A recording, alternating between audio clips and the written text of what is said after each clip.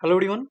So from this video, I am going to start a new chapter of physical metallurgy and the name of the chapter is hardenability. Let's start. So what is hardenability? ये समझने से पहले, ये discuss करने से पहले हम लोगों को एक टर्म जानना, एक वर्ड जानना बहुत जरूरी है. ठीक है? So before knowing the hardenability, we should know something actually. हमें एक चीज जानना है. क्या जानना है? उसको जाने बिना हार्डनेबिलिटी समझना मुश्किल है.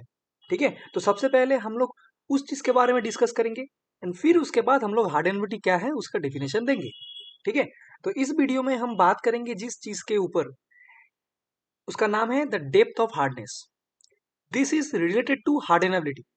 दैट इज वाई हार्डनेबिलिटी क्या है ये डिस्कस करने से पहले we should know this thing, the depth of hardness.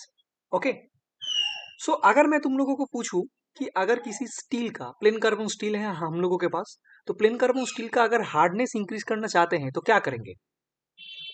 तो हार्डनेस इंक्रीज करने के लिए अगर हम लोगों के पास कोई हीट ट्रीटमेंट का ऑप्शन है तो हम लोग जो हीट ट्रीटमेंट प्रोसेस करेंगे उस हीट ट्रीटमेंट प्रोसेस का नाम है हार्डनिंग.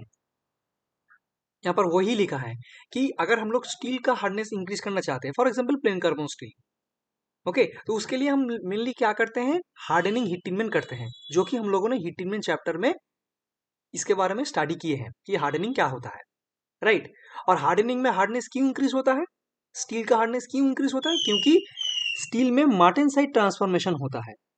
जब हम लोग हार्डनिंग हीट ट्रीटमेंट करते हैं, हीट ट्रीटमेंट हो जाने के बाद या फिर हीट ट्रीटमेंट करने समय मार्टेनसाइट ट्रांसफॉर्मेशन होता है.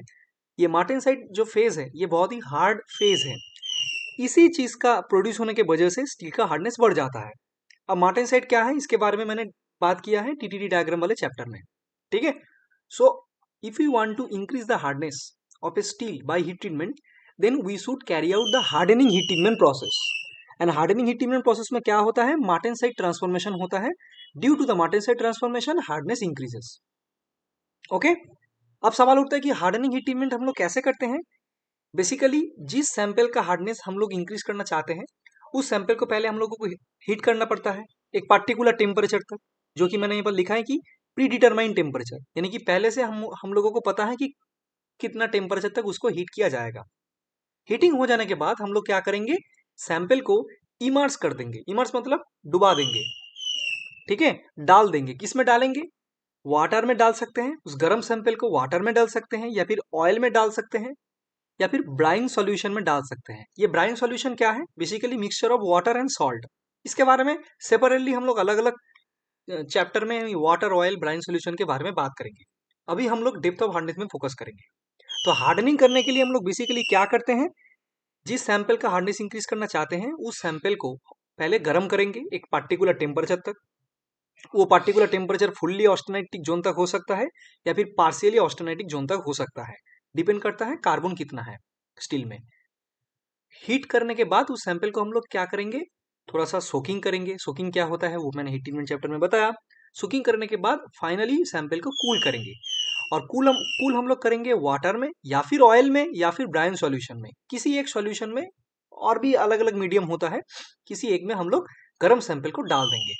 ठीक है, तो इसी चीज को अगर थोड़ा सा पिक्चर के जरिए अगर समझने की कोशिश करते हैं तो देखो, यहाँ पर एक चेम्बर है, एक बॉक्स जैसा है. उस चेम्बर के अंदर कुछ पानी है. ठीक है, दिस इज, ये मान लो कि ये पानी है, वाटर, ये वाटर है. ठीक है, अब इस वाटर के अंदर देखो एक रॉड देख पा रहे हो येलो कलर का. ये येलो कलर इंडिकेट कर रहा है कि ये सैंपल गर्म है. ठीक है, ये स्टील सैंपल है. फॉर एग्जांपल मान लो ये स्टील सैंपल है. Let me point out this. This is hot steel sample. ठीक है, हॉट स्टील सैंपल. इसका कलर येलो क्यों है? क्योंकि ये हॉट, हॉट कंडीशन में हम लोग ये इसको पानी में डाल देंगे. और ये हॉट क्यों होता है? क्योंकि हम लोगों ने इसको हीट किया गया है. कितना तक हीट किया है? एक पार्टिकुलर टेम्परेचर तक. अगर हाइपोयूटेक्टेड स्टील होता है तो हम लोग AC3 के ऊपर लेके जाएंगे. अगर यूटेक्टेड स्टील होता है तो AC1 से थोड़ा सा ऊपर लेके जाएंगे 30 to 50 डिग्री सेल्सियस. और अगर हाइपर यूटेक्टेड स्टील होता है तो फिर भी सेम हम लोग AC1 से थोड़ा सा ऊपर लेके जाएंगे. हीटिंग करने के बाद, सोकिंग करने के बाद हम लोग डायरेक्टली क्या करेंगे, गर्म सैंपल को पानी में डाल देंगे। तो जब हम लोग पानी में डाल देंगे, डालने के बाद क्या होगा, ये सैंपल बहुत जल्दी कूल हो जाएगा। इतना जल्दी कूल होता है, इसलिए हम लोग उस कूलिंग प्रोसेस को कूलिंग ना बोल के क्वेंचिंग बोलते हैं। ठीक है, इसके बारे में सेपरेटली हमने फिजिकल मेटलर्जी में बात किया है कि what do mean by quenching. तो क्वेंचिंग हो जाने के बाद क्या होगा, ये जो गर्म सैंपल है ये हीट रिलीज कर देगा। रिलीज करने के बाद ये ठंडा हो जाएगा, कूल हो जाएगा। You can see this. Okay, same sample same बात, वाटर इज देयर। अब देखो इसका कलर जो है ये थोड़ा सा ग्रे कलर का हो चुका है। क्यों? क्योंकि because it become cool. Okay, ये कूल हो चुका है। कूल हो जाने के बाद येलो कलर नहीं रहेगा, तो मैं यहाँ पर लिख रहा हूँ कूल ना लिख के हम लोग बोल सकते हैं क्वेंच्ड। मतलब क्वेंच मतलब बहुत फास्ट कूलिंग, क्वेंच्ड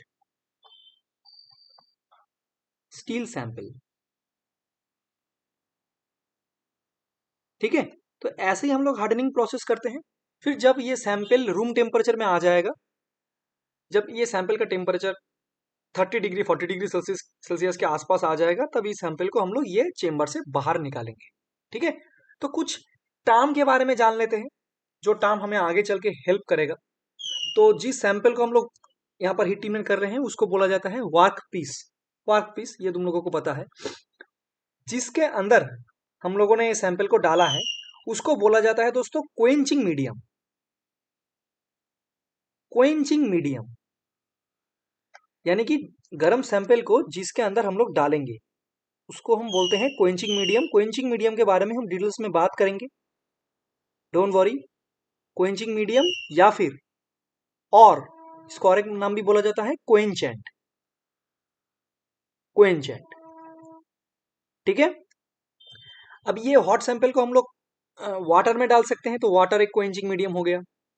ऑयल में डाल सकते हैं, ठीक है, ऑयल भी एक क्वेंचिंग मीडियम है। ब्राइन सॉल्यूशन में डाल सकते हैं, ठीक है। अब किसके अंदर डालेंगे वो डिपेंड करता है हम लोगों के रिक्वायरमेंट के ऊपर, ये हम बाद में जानेंगे।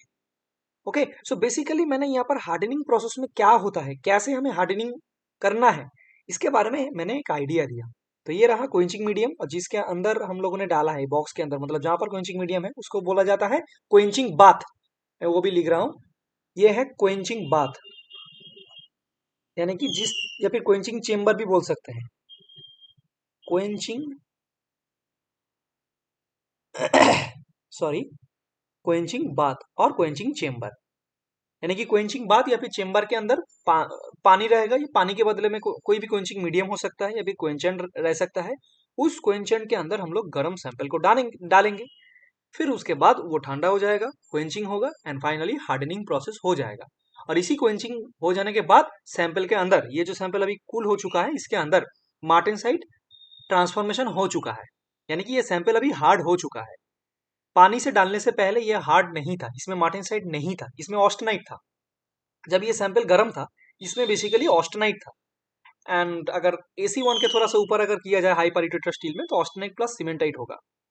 ठीक है, अब उसी चीज को जब पानी के अंदर डाल दिया, थोड़ी समय बाद, after some second actually, the austenite will transform into martensite. अभी इसमें मार्टेनसाइट हो चुका है, ठीक है, एंड थोड़ा बहुत रिटेन ऑस्टेनाइट भी रहेगा। इसके बारे में बाद में बात करेंगे। सो ये रहा हम लोगों का हार्डनिंग के बारे में एक छोटा सा इंट्रोडक्शन।